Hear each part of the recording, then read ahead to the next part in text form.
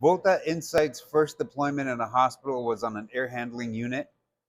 It happened on a Saturday night when there was a bit of downtime associated with that piece of equipment.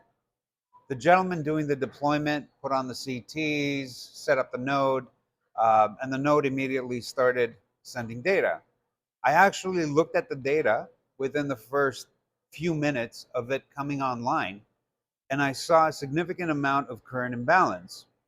I called the gentleman. We had a conversation while he was still there, and I said, "There's something wrong with our unit. I think there's too much imbalance. This cannot be happening straight from the get-go."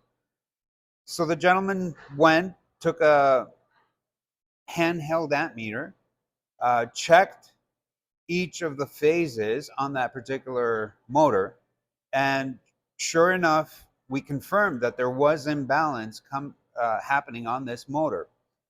The motor was being fed by a VFD, so it was really surprising that this balance was happening and there was no fault on the VFD itself.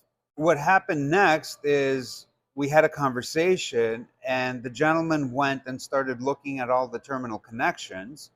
Sure enough, he found one of the terminals grounded and arcing, which could have led to a significant fire. So in that particular situation, we created immediate value just by starting to monitor a particular piece of equipment and finding a fault.